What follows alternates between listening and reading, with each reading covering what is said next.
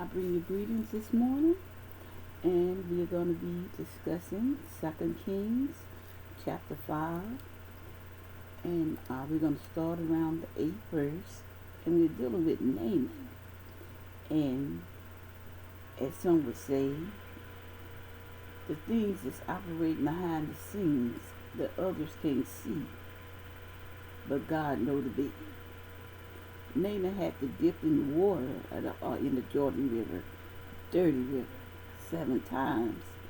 But it was something else behind Naaman and the issues that Naaman had with his leprosy.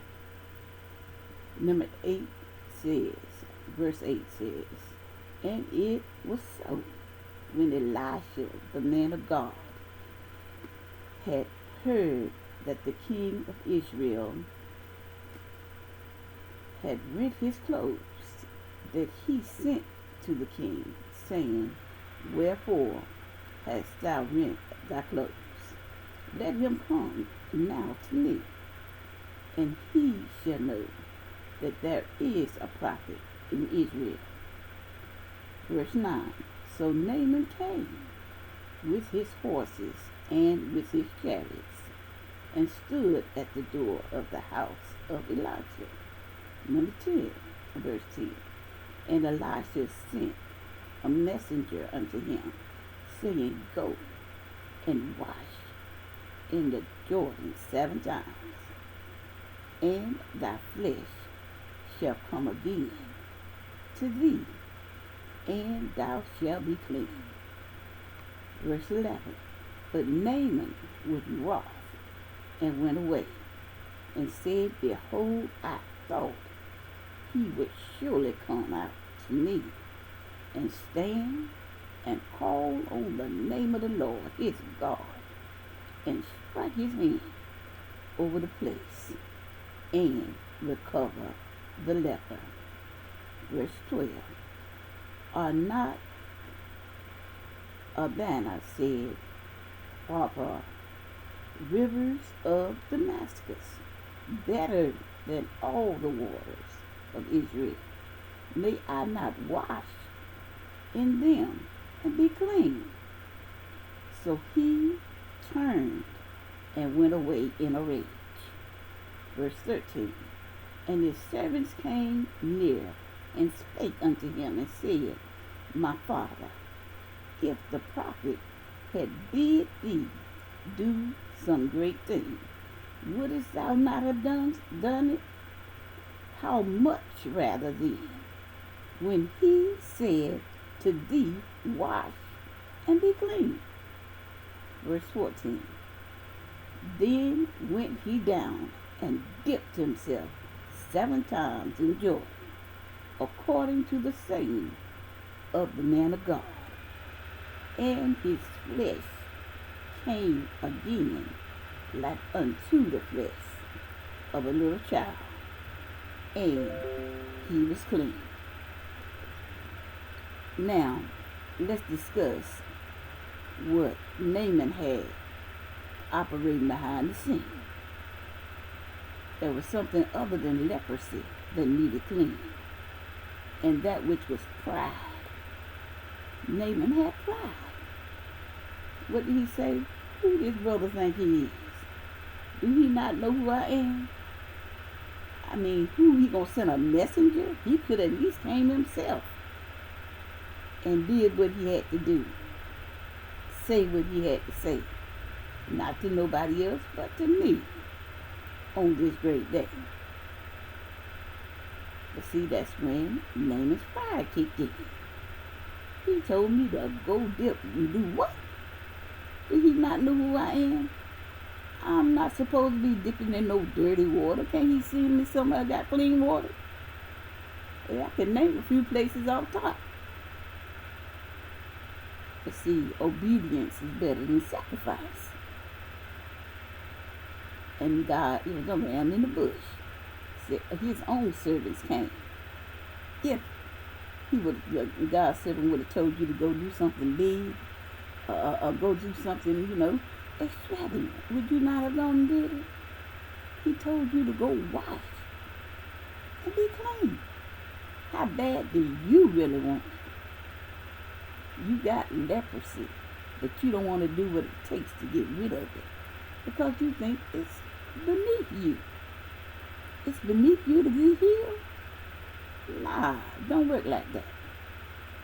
But some may look and say that leprosy was the only problem that Naaman had. But Naaman had to dip in something dirty to get clean because Naaman had pride. He had a pride issue that had to be addressed before he could get clean. It had to be addressed. It had to be removed. He had to confront his own pride. How bad do you really want it? Do you want it bad enough to do something that is definitely out of your norm? But because I know that you know that it's beneath you to do it, it's going to take breaking your pride. You're going to have to lay pride aside. You're going to have to get rid of pride. One time ain't going to get it. 2 times ain't going to get it. 3 times ain't going to get it. 4 times ain't going to get it. 5 times ain't going to get it. 6 times ain't going to get it. You're going to have to dip 7 times. The number of completion. You will have to dip 7 times in that dirty water. Something you know you don't want to do for the first time. But your reward is going to be greater than you can imagine. You're not only going to get cleansed from leprosy, but your skin is going to be like a child's skin all over again. And some of us go through a dirty process, but all in that same sense. When we're going through that dirty process, we don't realize that there's anointing on the other side that comes from God that's upon our lives. And some don't even see the anointing as what it truly is, simply because people think the only anointing that God gives is through pastors, prophets, teachers, preachers, titles that somebody else may want. But you have people that's anointed to clean churches, clean bathrooms, clean houses. They're anointed to do the least little things that other people don't want to do, wouldn't do, just like Naaman. He didn't want to go dip in that dirty water. But you got some other individuals that has an anointing that they could take less and make more. And the anointing comes from God. The anointing makes the difference. It's not them. It's the anointing of God that's making the difference in their life. But they have an anointing that most people don't want and won't pay the price. They're not willing to pay. They want the anointing, but they don't want to pay the price that the individual had to go through to be blessed with that anointing, to receive the reward from God, that anointing. You have some people that cut church grass. They singing, they praising. They're anointed to do it. Not all now, but some. They're anointed to do it. And you have people that walk on that church ground and miracles will happen. They'll never hear about it. Nobody will never tell them anything about it. They'll never get any credit by it or from it by man. But it's a credit to him by God. Because he knows the anointing. Just like with Naaman. Man know what man see. But God knew that Naaman had a pride issue. And he could not be made whole until he dealt with that pride issue. So he had to get low down and dirty. Dipped 7 times in the Jordan River.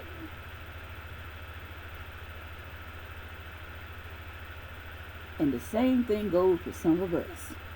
You very seldom find a church flip molded. People arguing and fussing and fighting about who wants to clean the bathrooms, who wants to clean the church, who wants to go to the widow's house or the elderly people's house and clean their house for them, who wants to take what somebody got that's less and make it and turn it into what God called his best, through and by the anointing that he has placed upon their lives. People don't want to do that. Certain type of help. I don't mind dropping you off a little something, something. I don't mind bringing you over a little something, something. But when you got to get low down and dirty yourself, even sometimes when you got to not only depend on what other folks got to say, but you got to open your mouth and let other folks know what's going on with you and your life. Because the anointing that's upon your life can help them. Because you already been there. And God have anointed and graced you. Not with something that belongs to you, but that which is His. And He knows it's there. You know it's there. And those that seek after you know it's there. But you got some that'll look and say, you don't understand. You just don't get it. It's not meant for them. But better yet and still, the anointing is there. You got people blessed by God, anointed and God appointed to do some things that other people would think is least beneath. And that's a blessing too, because most people don't want to do what you're doing. But God has graced you with His anointing to do for His glory. So you don't have a whole lot of fight on that behalf from other people because they see it as being beneath them. Some of them may even call you their slave.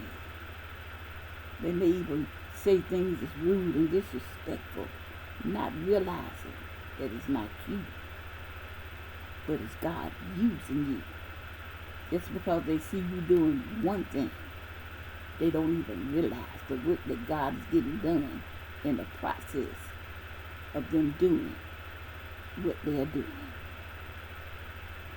But I say unto you that just like Naaman, some have something that others can't see. You can see leprosy, but you couldn't see his pride just by looking. But God saw something that Naaman didn't see. He knew Naaman could not become made whole, clean again, without dealing with his issue of pride. So sometimes we have to deal with what we have to deal with and take it in stride. For some of us, some of them, whoever it may be, and you can't get rude and disrespectful because of the way somebody stepped to you. Your people have to obey God, not man. Obedience is better than sacrifice. But obedience can get you blessed as well as get you cursed. If you don't obey God. But better yet and still, like I said, Naaman came to him for leprosy. But it was discerned that there was something else going on. You can't heal one thing until you confront what's operating behind the scene. And that which was pride. Naaman had a pride thing going on that had to be dealt with, in which he had to dip in the Jordan River. Not one, not two, not three, not four, not five, not six, 7 times. 7 times. A lot of us complain about this, complain about that, but it's something operating behind the scene that's causing what needed to be put in place. But I say unto you on this great day, just because you can't see it, don't mean it's not there. Trust God. Let go. Let God. And do what thus said the Lord. And receive what it is that you need. Because just like Naaman, ask yourself, how bad do you really, really want it? And if you want it bad enough, you'll do what it takes to get it. Be blessed.